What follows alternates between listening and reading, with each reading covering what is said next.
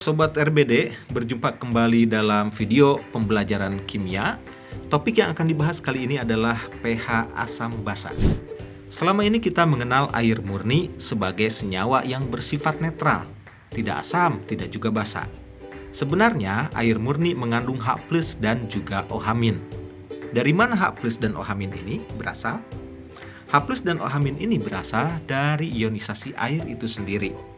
Persamaan reaksinya adalah sebagai berikut. H2O liquid setimbang dengan H+ aqueous plus OH- aqueous.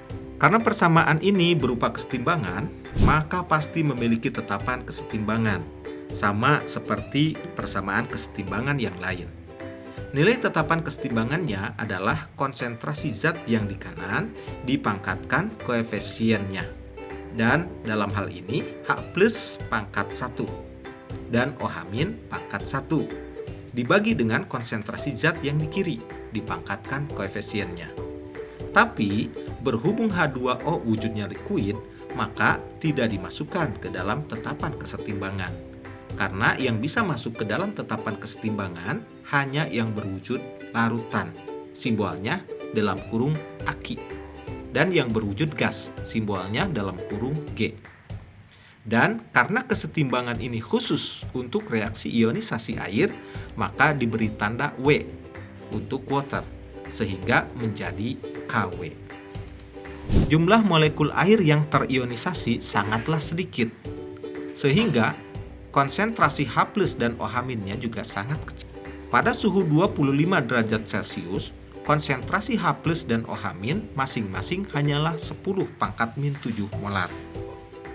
Di sini kita lihat konsentrasi H+ dan OH- sama karena mereka berasal dari molekul air yang sama.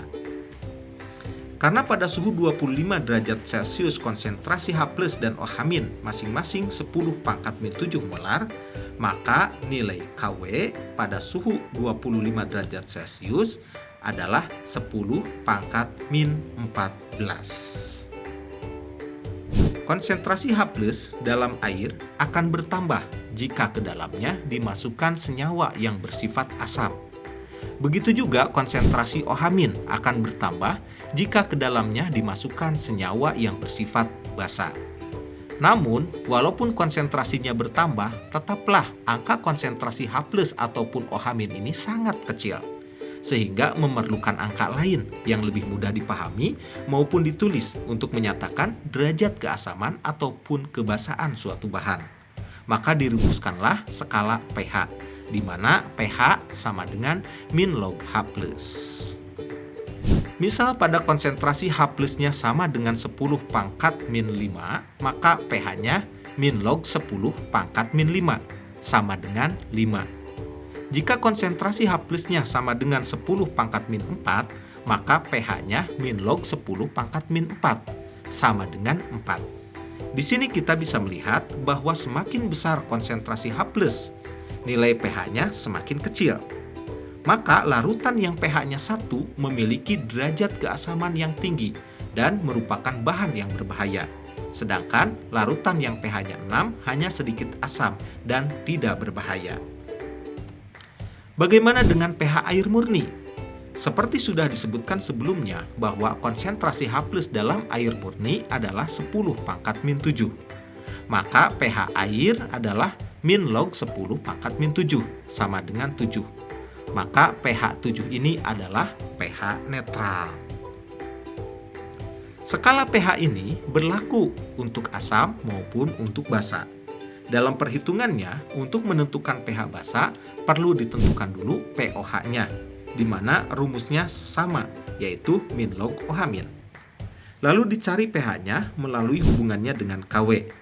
Seperti sudah kita ketahui sebelumnya bahwa KW sama dengan konsentrasi H+ dikali konsentrasi OH-. Kemudian kita masukkan nilai KW-nya 10⁻⁴. Lalu kita minlogkan kedua ruas. Min log 10⁻⁴ adalah 14. Min log H+ sama dengan pH dan min log OH- sama dengan pOH. Perkalian dalam logaritma menjadi penjumlahan sehingga hasilnya menjadi 14 sama dengan pH plus pOH. Jadi dari sini kita mendapatkan hubungan antara pH dan pOH, yaitu pH sama dengan 14 min pOH. Seperti halnya asam, dalam basa juga konsentrasi OH- semakin besar, maka nilai pOH semakin kecil. Akibatnya nilai pH-nya semakin besar. Maka larutan yang pH-nya 13 atau 14 bersifat sangat basa dan berbahaya. Sedangkan yang pH-nya 8 hanya sedikit basa dan tidak berbahaya. Sekarang kita akan mempelajari cara menentukan konsentrasi H+ dalam suatu larutan asam dan konsentrasi OH- dalam suatu larutan basa. Konsentrasi H+ dalam larutan asam tergantung pada kekuatan asamnya. Apakah asam kuat atau asam lemah? Asam kuat adalah asam yang dalam air terionisasi sempurna. Dengan kata lain, derajat ionisasinya 1. Ada 6 asam yang termasuk asam kuat, yaitu asam klorida, asam bromida, asam iodida, asam nitrat, asam sulfat, dan asam perklorat. Konsentrasi H+ untuk asam kuat sama dengan valensi asam dikalikan konsentrasi asamnya. Valensi asam adalah banyaknya H+ dalam rumus asam kuat tersebut. Untuk asam sulfat valensinya 2, sedangkan asam kuat yang lain valensinya 1. Sekarang kita lihat asam lemah. Asam lemah adalah asam yang ketika dilarutkan dalam air tidak terionisasi sempurna atau derajat ionisasinya kurang dari 1. Sehingga konsentrasi H+-nya tidak sama dengan konsentrasi asamnya semula. Semua asam yang tidak termasuk 6 asam yang tadi berarti termasuk asam lemah. Sehingga jumlah asam lemah ini ribuan. Konsentrasi H+ untuk asam lemah sama dengan akar Ka dikalikan konsentrasi asamnya. Ka adalah tetapan kesetimbangan asam yang dapat diartikan sebagai kekuatan asam. Semakin besar Ka, maka semakin kuat asam lemah tersebut. Untuk basa juga sama, konsentrasi OH- dalam larutan basa tergantung pada kekuatan basanya. Apakah basa kuat atau basa lemah? Basa kuat adalah basa yang dalam air terionisasi sempurna. Dengan kata lain, derajat ionisasinya 1. Ada 9 basa yang termasuk basa kuat, yaitu litium hidroksida, natrium hidroksida, kalium hidroksida, rubidium hidroksida, cesium hidroksida, magnesium hidroksida, kalsium hidroksida, strontium hidroksida, dan barium hidroksida. Konsentrasi OH- untuk basa kuat sama dengan valensi basa dikalikan konsentrasi basanya. Valensi basa B adalah banyaknya OH- dalam rumus basa kuat tersebut. Untuk basa dari golongan alkali, valensinya 1, sedangkan basa kuat dari golongan alkali tanah, valensinya 2. Sekarang kita lihat basa lemah. Basa lemah adalah basa yang ketika dilarutkan dalam air tidak terionisasi sempurna atau derajat ionisasinya kurang dari 1. Sehingga konsentrasi OH-nya tidak sama dengan konsentrasi basanya semula.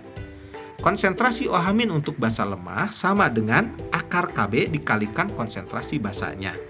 Kb adalah nilai tetapan kesetimbangan basa yang dapat diartikan sebagai kekuatan basa. Semakin besar Kb, maka semakin kuat basa lemah tersebut.